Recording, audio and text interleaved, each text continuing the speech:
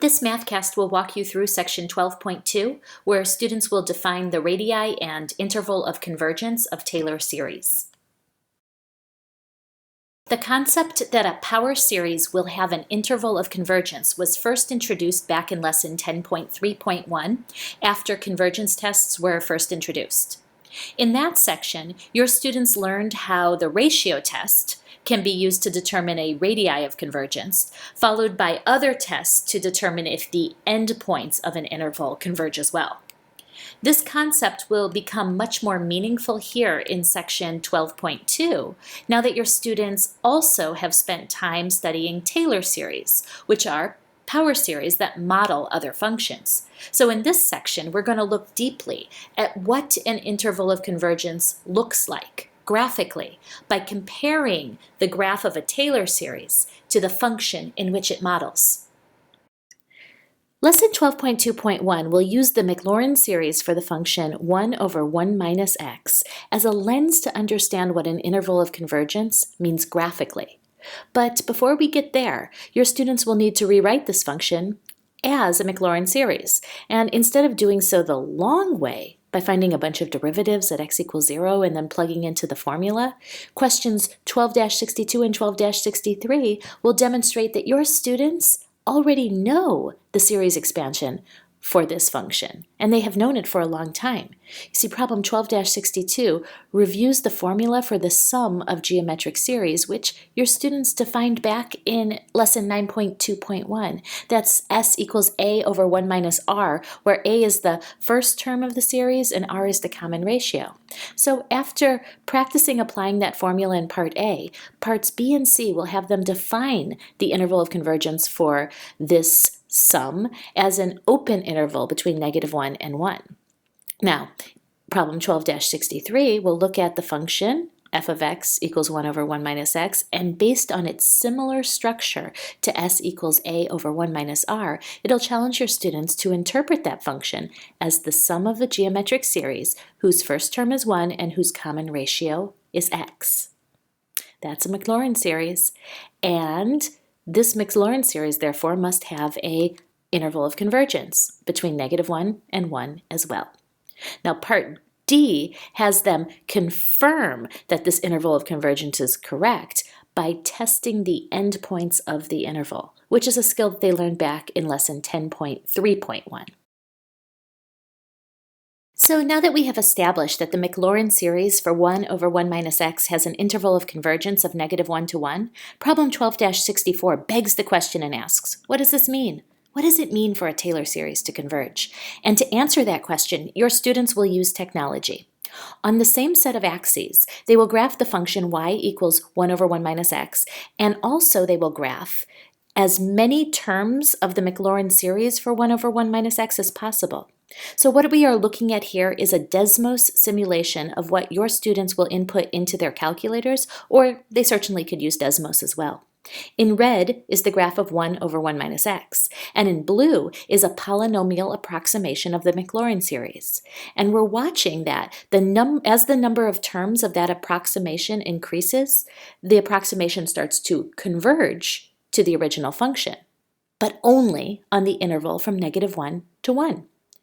You can find a link to this app in the teacher edition of the ebook. Now, part C asks students to explain the relationship between an interval of convergence and a radius of convergence.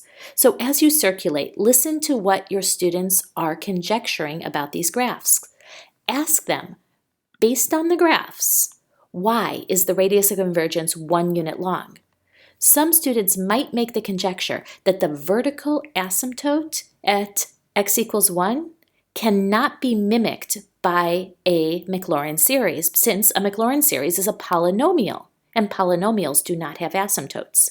So since the center of this Maclaurin series is 0, which is just 1 unit away from the asymptote, the radius of convergence must be 1. Problem 12-65 has students examine the interval of convergence for another geometric Maclaurin series. That is the series for 1 over 1 minus x over 3. In part A, your students will write this series by substituting x over 3 into the Maclaurin series for 1 over 1 minus x. This allows teams to review substitution, which was the focus of the previous lesson 12.1.5. Now in part B, students will make and confirm a prediction about the interval of convergence for this new Maclaurin series. Just as in the previous problem, they will graph the original function as well as an approximation of the series on the same set of axes, and they will observe where they converge. In this case, the interval of convergence appears to be -3 to 3. Now, part C demonstrates how this interval of convergence could have been found analytically as well by substituting x over 3 into the interval of convergence for the original Maclaurin series for 1 over 1 minus x. And then in part D, well, there's a puzzle where students are given an interval of convergence of -3/4 to 3/4, and they're challenged to find a function whose geometric series will converge in this way. This is a good check for understanding problem, so as you circulate, ask teams to show evidence that their answer is correct, both graphically and analytically. Now, problem 12-66 asks students to use technology to check the interval of convergence of the Maclaurin series for e to the x, cosine x, and sine x. These are the three Maclaurin series that recurred and recurred throughout section 12.1 and that most students will have memorized by now. Of course, your students will find that, unlike the series for 1 over 1 minus x, these three series do not have a restricted interval of convergence, and they will converge on all values of x. Now, a math note follows that defines the expanded and sigma forms of these three series and our new one, the series for 1 over 1 minus x. This is a useful math note to commit to memory.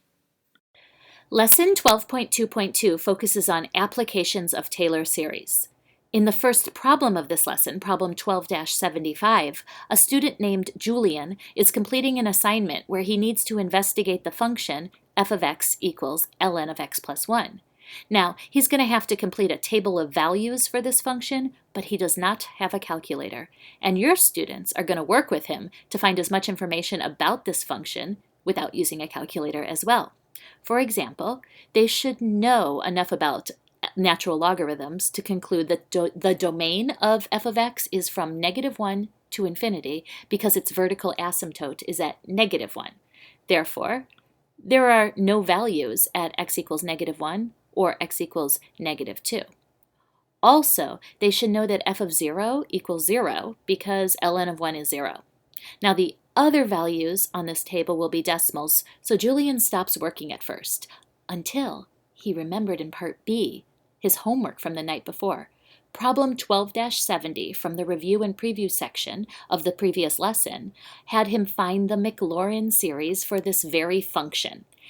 And thinking about that lesson from the day before, he conjectured that since the center of all Maclaurin series is 0, and 0 is just 1 unit away from the vertical asymptote of this function, the radius of the convergence must be 1. Now, in part C, Julian then decides to figure out what the interval of convergence is. He checks the endpoints of the interval and concludes that the series converges on -1 to 1 with 1 included. Remember, checking endpoints is a skill that your students first encountered in lesson 10.3.1. So if you have a team that struggles with this step, you might refer them back to that lesson. Now, as you are circulating, you can check for understanding right here by discussing f of 2. Students should recognize that f of 2 is outside of the interval of convergence, but ask them, does that mean that f of 2 does not exist? Or does that mean the Maclaurin series for f of x is just not relevant at x equals 2? Now, in part D and E, Julian writes a second-degree Maclaurin polynomial to approximate ln of x plus 1, and then he evaluates it at 3 of the missing values on the table. Staying mindful of the fact, of course, that the series cannot be used to approximate f of 2, which remains a mystery because f of 2 is outside of the interval of convergence. Now for problem 12-76. This problem references back to problem 12-66 from the previous day, where your students use their graphing calculators and graphs to confirm that the Maclaurin series for cosine x, sine x, and e to the x all converge for all real values. Now, in part A of this problem, they're going to use the ratio test to confirm that they were correct. And then in part B, they're going to use substitution to write new Maclaurin series. And those series are based on the known ones. And then they're going to check the interval of convergence of these new series by using the ratio test and checking the endpoints. And they're going to find that the series in number 2, e to the square root of x, will have a restricted interval of convergence, which is different from the interval of convergence of e to the x. Consequently, students will be reminded that substitution could alter an interval of convergence. The next problem, 12-77, is a great problem to use the hot potato study team strategy. In this problem, your students will investigate whether differentiating or integrating a Taylor series will affect its interval of convergence. In part A, teams will make a prediction, and then in part B, they'll test their prediction on an example problem, f of x equals 1 over 3x plus 1. Now, there are 3 big steps that students will follow to see this problem through. So keep teams working and troubleshooting together, and use the hot potato study team strategy for part B. This is the strategy where the team will share only one sheet of paper or perhaps complete the task on a poster board. Each team member should be given a different colored marker or colored pencil. One student will start completing only the first step. And while they're working on that step on their poster or paper, they'll explain what they're doing out loud while the rest of the team watches and listens without interfering.